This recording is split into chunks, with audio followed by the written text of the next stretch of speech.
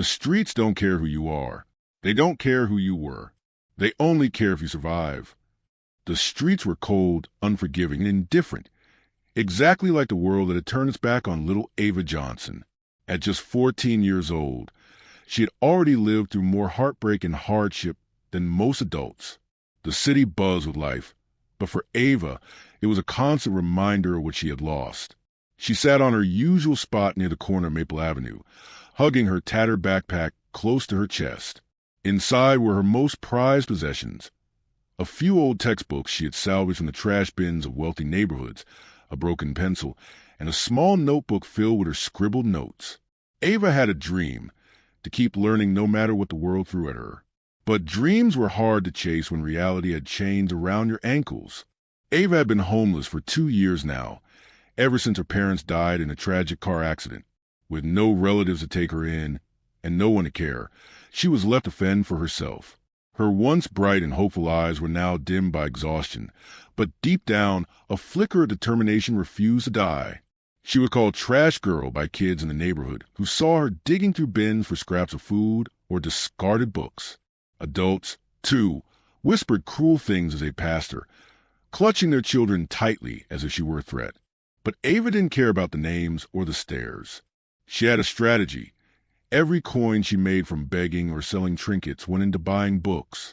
Old, used, torn, or stained, it didn't matter. Books were her lifeline. She spent her nights under the dim streetlights, flipping through pages, solving math problems, and memorizing historical dates. Her parents had always told her education was the key to everything. And even though the world had slammed its doors in her face, Ava refused to let go of that key. She had tried going back to school once. With the money she made selling handmade bracelets, she enrolled in a small community school. For 3 glorious months, she was a student again, sitting in a classroom, raising her hand to answer questions, and even coming first in her class tests. But the dream was short-lived. When she couldn't pay her fees on time, the school sent her away. She had begged the principal, tears streaming down her face, but rules were rules.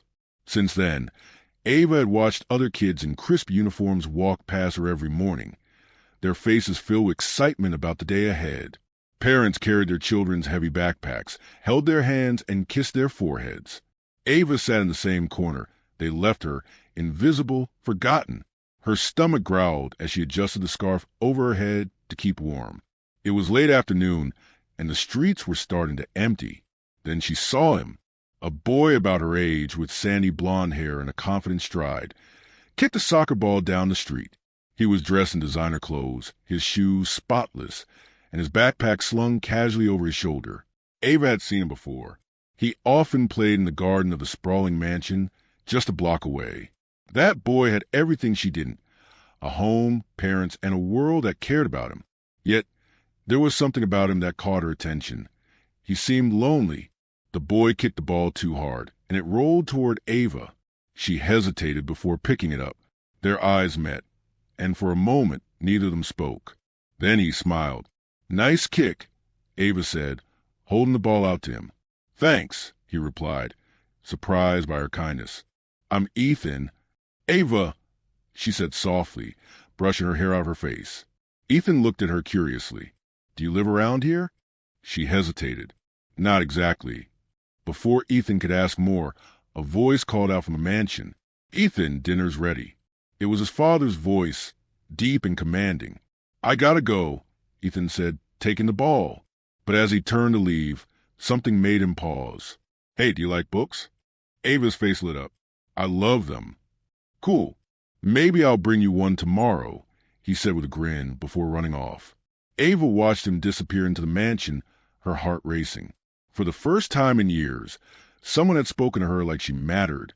She didn't know it yet, but that brief encounter was the beginning of something extraordinary. The next day, the sun was warm, casting golden rays over the city. Ava sat on her usual corner, flipping through a math book with a missing cover. She had found it in a trash bin weeks ago and had been solving problems on scraps of paper ever since. Numbers came easily to her. They were predictable, unlike the chaos of her life. But today, she couldn't focus. Her mind kept drifting back to the boy, Ethan. She wasn't used to kindness, especially from someone like him. She wondered if he'd remember his promise, or she'd just imagined the whole thing. As the afternoon rolled in, Ava saw him again. Ethan was walking toward her spot, a book tucked under his arm, and a soccer ball at his feet. Her heart skipped a beat. He hadn't forgotten. "I told you I'd bring you a book," he said, holding it out to her. It was a thick novel, the kind she'd only seen in libraries or movies. The cover gleamed with the title, The Great Adventures of Marco. Ava hesitated before taking it. "Thank you," she whispered, her voice trembling. "Are you sure you don't need it?" Ethan shrugged. "I've already read it. Besides, I thought you might like it." Ava ran her fingers over the cover, her eyes glistening. "I'll take good care of it. I promise." Ethan sat down beside her, unbothered by the stares of passers-by. "Do you like reading?" She nodded eagerly. "I love it. Books are like a different world. A world where things make sense." Ethan smiled. "You're weird, but in a good way." They sat under the shade of an old oak tree, talking about their favorite stories. Ethan told her about his collection of books and how his dad always bought him the latest releases. Ava listened intently, laughing at his jokes and forgetting, just for a moment, about the weight of her reality. But then Ethan surprised her. "You go to school?" he asked, glancing at her tattered clothes and bare feet. Ava's smile faded. She looked away, gripping the book tightly. "Not anymore," she admitted. I can't afford it." Ethan frowned. "That's not fair. Everybody should get to go to school." "Life isn't fair," Ava said, her voice tinged with sadness but not bitterness. "But it's okay. I still study. I learn from books like this one." Ethan stared at her in disbelief. "You study by yourself? That's crazy. I can't even do my homework without help." Ava chuckled. "It's not so hard once you get the hang of it.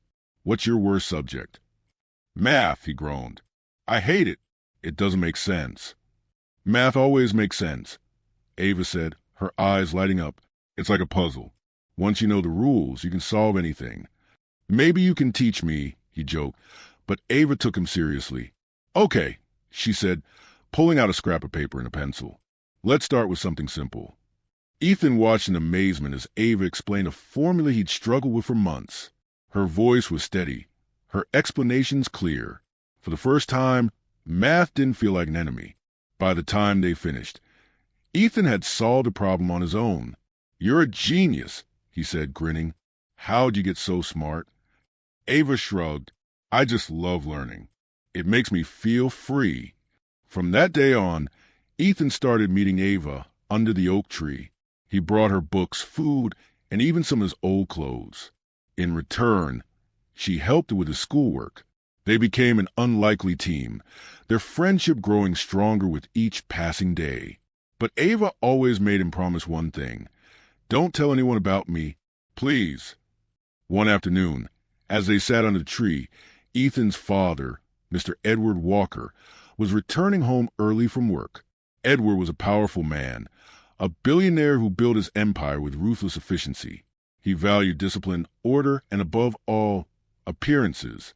So when he saw his son sitting on the ground, laughing with a homeless girl, he stopped in his tracks. "Ethan!" Edward's voice boomed, startling them both. Ethan jumped up, his face pale. "Dad, I can explain." "Who is this?" Edward demanded, his piercing blue eyes fixed on Ava. She scrambled to her feet, clutching the book Ethan had given her. I'm sorry, sir," she stammered, backing away. "I didn't mean any harm." "This is where you've been sneaking off to?" Edward's voice was cold. "To sit with her?" Ethan stepped in front of Ava, his hands trembling. "Dad, she's not just her. She's Ava, and she's my friend." Edward's jaw tightened. "Do you have any idea who this girl is? Where she comes from? She could be dangerous." "She's not dangerous." Ethan shouted. "She's smart. Smarter than anyone in my school. She's the only reason I'm passing math. She's helping me, Dad." Edward looked at Ava, his expression unreadable. "Is this true?" Ava nodded, tears welling in her eyes. I just wanted to help." For a moment there was silence. Then Edward said, Get in the house, Ethan. Now. But, Dad. Now, Edward barked.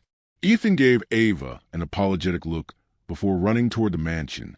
Ava stood frozen, clutching the book to her chest. She couldn't read Edward's expression, but she knew her world was about to change. Edward Walker was a man of logic, a man who believed in earning your place in the world. But as he looked at the trembling girl before him, he felt something he hadn't felt in years, a crack in his armor. For the first time, he questioned if his wealth and power were enough to shield his son from the lessons this girl, a homeless stranger, seemed to know by heart.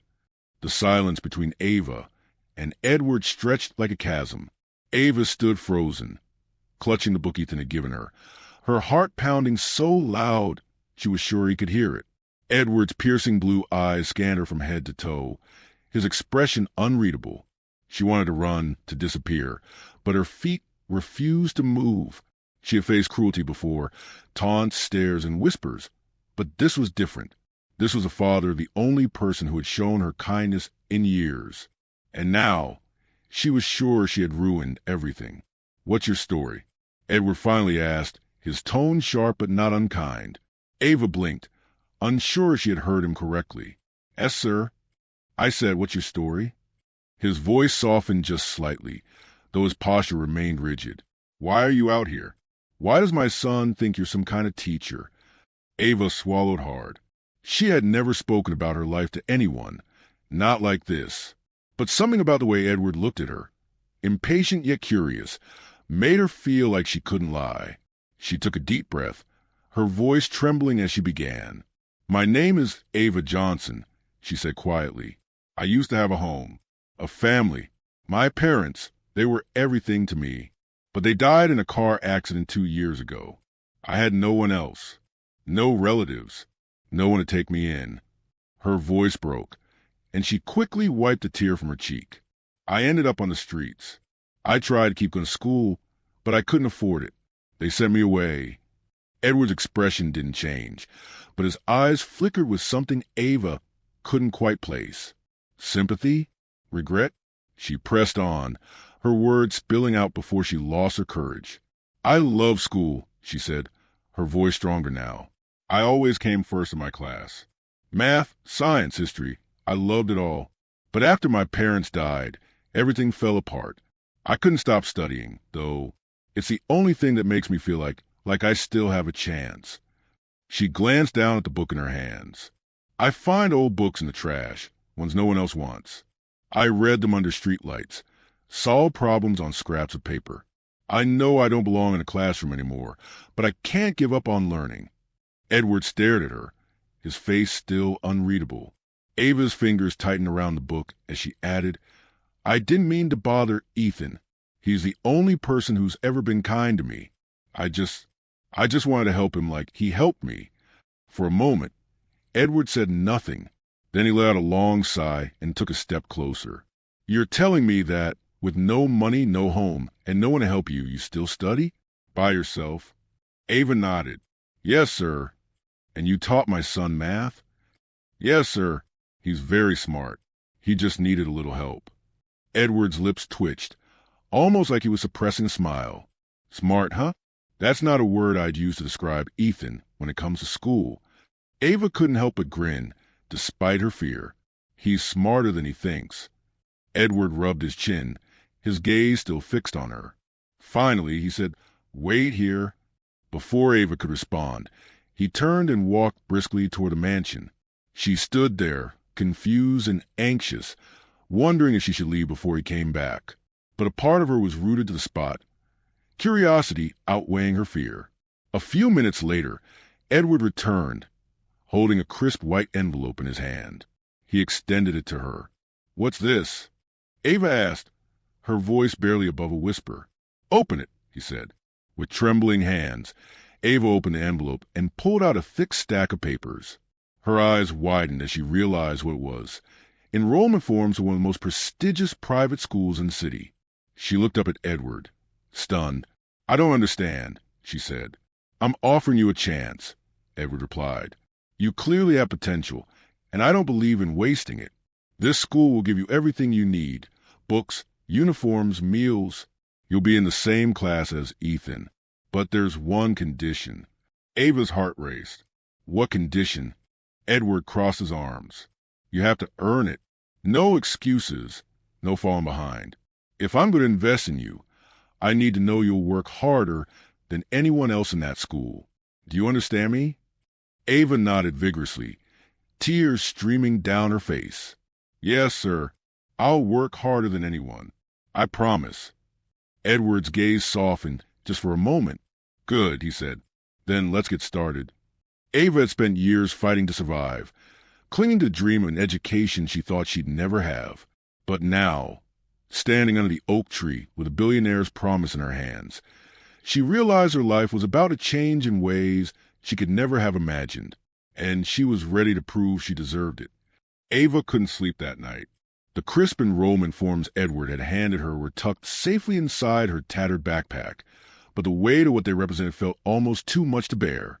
She lay on the cold concrete under the small shelter she called home, a makeshift roof of cardboard and old tarps, and stared up at the stars. Her heart swelled with a mixture of excitement and fear. Was this real, or was it just a cruel dream? One that would vanish as soon as she woke up? For the first time in years, Ava allowed herself to hope. She wasn't sure why Edward had given her this chance. Maybe he saw something in her, something even she didn't know was there. Or maybe it was Ethan. His kindness had set everything in motion. She smiled at the thought of him, his goofy grin, the way he called her a genius when she solved a math problem for him. Ava didn't know what tomorrow would bring, but she was ready to face it. The next morning, Ava stood nervously at the gates of St. Clair's Academy, the towering private school Edward had enrolled her in. The building was enormous, with ivy-covered walls, sparkling windows, and sprawling green lawns. Students in pristine uniforms laughed and chatted as they walked to class. Ava clutched her new backpack tightly, her heart pounding. She had spent the night scrubbing herself clean in a public restroom, washing her hair, and wearing the crisp uniform Edward's assistant had delivered to her. But no amount of preparation could erase the feeling of being an outsider. Ready? Ethan's voice startled her. She turned to see him standing beside her, his familiar grin making her feel a little less alone. Not really, she admitted, glancing down at her polished black shoes. They felt strange on her feet, so different from the worn-out sandals she was used to. Don't worry, Ethan said, slinging his backpack over one shoulder. You'll be fine. Just stick with me. As they walked through the gates together, heads turned. Whispers followed them like a shadow. Who's that girl? Why is she with Ethan Walker? Did you see her shoes? They're brand new. Ava kept her head down, her cheeks burning. She was used to being invisible. But here, she felt like a spotlight was shining directly on her. Ethan, however, didn't seem to notice the stares. He chatted with her like nothing was out of the ordinary, pointing out different parts of school and cracking jokes to make her smile. Their first class was math, and Ava felt a sense of relief as she sat at her desk. Numbers were her sanctuary, her safe place. But the other students weren't as welcoming. A girl sitting behind her leaned forward and whispered, loud enough for everyone to hear. What's someone like her doing here? Did she win a charity contest or something? Ava's cheeks flushed, but she didn't respond. She focused on equations in front of her, pretending not to hear the snickers around the room. Ethan glared at the girl and muttered, "Knock it off," but Ava placed a hand on his arm, shaking her head. She didn't want to make things worse. As the day went on, Ava's confidence grew. She answered questions in class, impressing even the teachers with her quick thinking and sharp mind. By the time lunch rolled around, she felt a small sense of accomplishment. She could do this.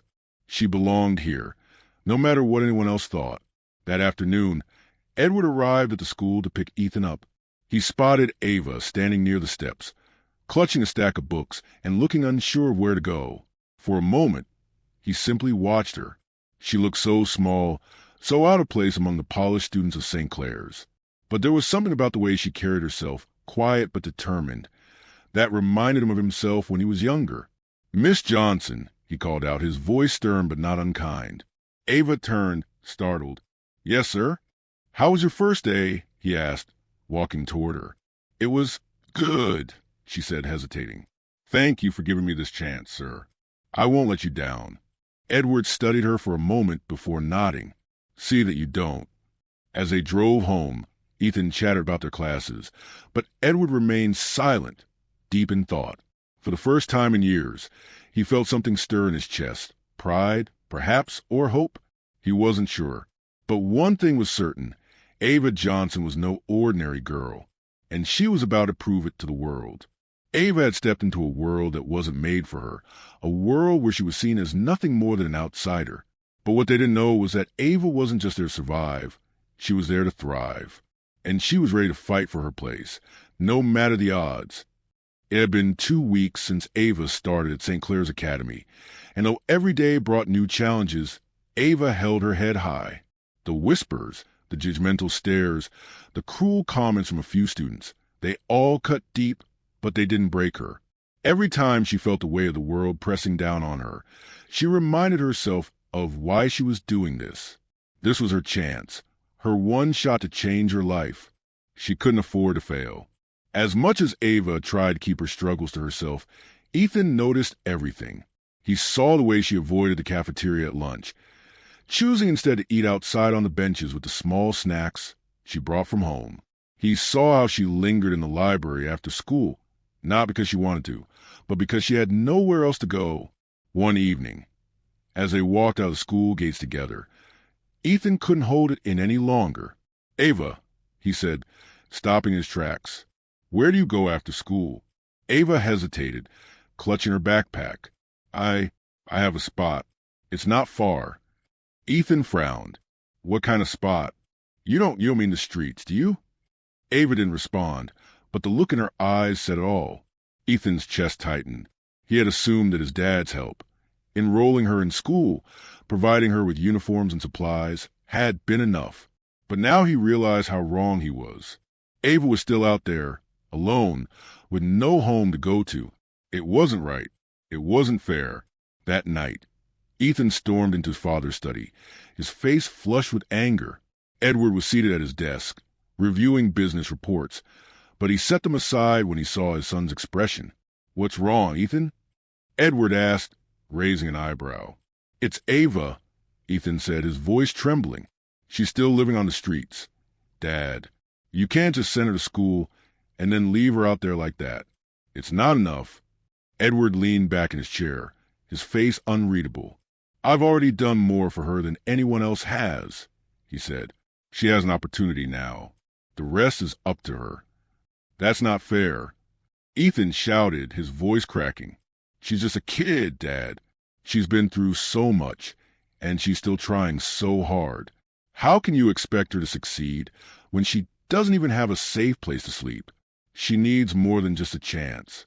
She needs a family. Edward's expression hardened. Ethan, life isn't about handouts. People have earned their place. She is earning it. Ethan shot back. She's smarter than anyone I know. Smarter than me, even. And she's kind and strong. And she never gives up, no matter how hard things get. If anyone deserves a real chance, it's her. Edward stared at his son, taken aback by the passion in his voice. He had always raised Ethan to be strong, independent, and focused on success. But in this moment, Edward realized that his son had something even more important, a heart. The next evening, Edward made a decision.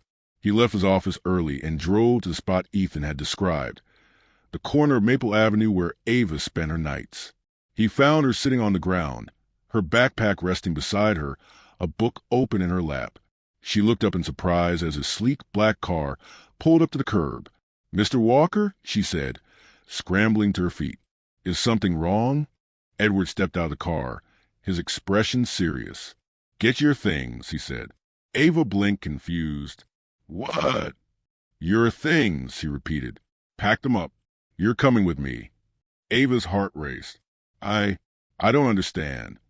Edward sighed, running a hand through his hair. Ethan's been on my case about you.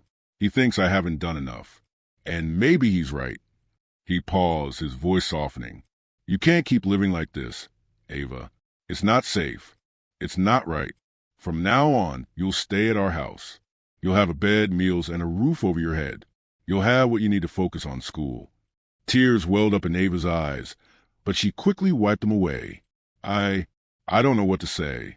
Say you'll work hard, just like you promised, Edward said. And don't make me regret this. Ava nodded, her voice trembling. I will, sir. I'll work harder than ever. Thank you. Edward gave her a small nod, then gestured toward the car. Let's go. That night, Ava walked into the Walker mansion for the first time. The sheer size of it took her breath away. The grand staircase, the sparkling chandelier, the polished floors that gleamed under the soft glow of the lights. It felt like stepping into a dream. Ethan greeted her at the door, grinning from ear to ear. Welcome home, he said, handing her a plate of cookies he had insisted the chef prepare for her. Ava laughed through her tears, overwhelmed by the kindness she had found in this family. For the first time in years, she felt something she thought she had lost forever, a sense of belonging.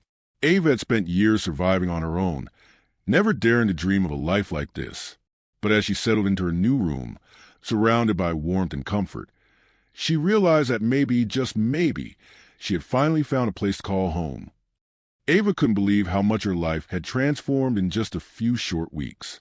Living in the Walker mansion felt surreal. She had her own room now, a cozy space with soft bedding, a desk, and shelves lined with books Ethan and his father had given her. For the first time in years, she could sleep without worrying about the cold or the sounds of the streets. She had 3 meals a day, a place to study, and most importantly, people who cared about her.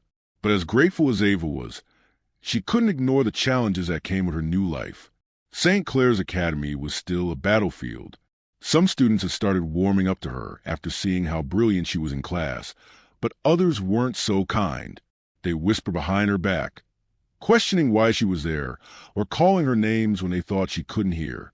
Charity case, one girl muttered as Ava walked past her locker. Ava paused, her hands tightening into fists, but she didn't turn around. She had learned to let the insults roll off her back. She wasn't here to impress them. She was here to prove to herself and to Edward that she deserved this chance. Ethan, however, wasn't as patient. Who said that? He demanded, glaring at the group of girls. You have no idea how hard Ava works. She's 10 times smarter than any of you. Ethan, Ava said softly, touching his arm. It's okay. Let it go. No, it's not okay, Ethan snapped. You don't deserve this. You've done nothing but help me and everyone else, and they're just jealous. Ava smiled faintly. People are always going to talk. Let them. I have bigger things to focus on. And she did. Ava had been pouring all her energy into her studies, determined to make the most of this opportunity. She stayed up late every night, finishing assignments and preparing for the upcoming science competition, a prestigious event St. Clair's hosted every year. The winner would receive a scholarship and recognition across the entire city. Ava knew this was her chance to shine. The day of the competition arrived, and the auditorium buzzed with excitement. Students and parents filled the seats, waiting to see who would come out on top. Ava stood backstage, clutching her notes, her heart racing. She had worked tirelessly for this moment. But now that it was here, doubt began to creep in. What if I mess up? She whispered to Ethan, who stood beside her for support. You won't, Ethan said firmly. You've got this, Ava. You're the smartest person I know. Ava took a deep breath, nodding. She stepped onto the stage, the bright lights blinding her for a moment. But as she began her presentation, a detailed explanation of a mathematical model she had developed to solve real-world problems, her confidence grew. She spoke with passion and clarity, answering every question from the judges with ease. When the results were announced, Ava's name echoed to the auditorium. She had won. The crowd erupted into applause, but Ava's eyes immediately sought out Edward and Ethan in the audience. Edward was clapping, his expression unreadable as always, but there was a hint of pride in his eyes. Ethan, on the other hand, was on his feet, cheering loudly. As Ava walked off the stage, clutching her trophy, Edward met her at the steps. He looked at her for a long moment before saying, You've done well, Ava. I knew you had it in you. Ava's throat tightened with emotion. Thank you, sir, for everything. You earned this, Edward said simply. Remember that. Ava had spent her life being underestimated, but now she was proving to the world and to herself that she was capable of greatness. But her journey wasn't over yet. There was still one final chapter to write. The months after Ava's victory at the science competition were a whirlwind. Her name was printed in school newsletters, mentioned in local newspapers, and even whispered in the halls with or rather than disdain. Her hard work was finally paying off, and for the first time in years, she felt like she truly belonged. But the biggest change wasn't how the world saw her. It was how she saw herself. Ava no longer felt like the girl in the shadows, clutching torn books under streetlights. She was a student, a competitor, and a young woman with a future. And yet, deep down, there was still a part of her that longed for something more. A family. One quiet evening, Ava was sitting in the Walker Mansion's library, flipping through a book Ethan had recommended. Edward walked in, his presence commanding as always. He stood in the doorway for a moment before speaking. "Ava," he said, his voice unusually soft. "I've been thinking." She looked up, her heart skipping a beat. "Yes, sir." "You become more than just a student we took in. You become a part of this family," Edward said, his blue eyes meeting hers. "If you're willing, I'd like to make it official. I'd like to adopt you." Ava froze, her eyes widening as tears blurred her vision. "Adopt me?" she whispered, her voice trembling. Edward nodded. "You've earned your place here, not just in this house, but in our lives. You belong here." Tears streamed down Ava's face as she stood, unable to find the words. Instead, she threw her arms around Edward, her voice breaking. "Thank you. Thank you so much." For the first time in years, Ava felt complete. She had a home, a family, and a future brighter than she'd ever imagined. Ava's journey wasn't just about survival. It was about hope, resilience, and the power of kindness. She had fought for her dreams, and now she was living them. If there's one lesson you learned from Ava's story, what would it be? Share in the comment below. I'd love to read your thoughts. Please, if you enjoyed this, don't forget to like, subscribe, and share. Thanks for watching.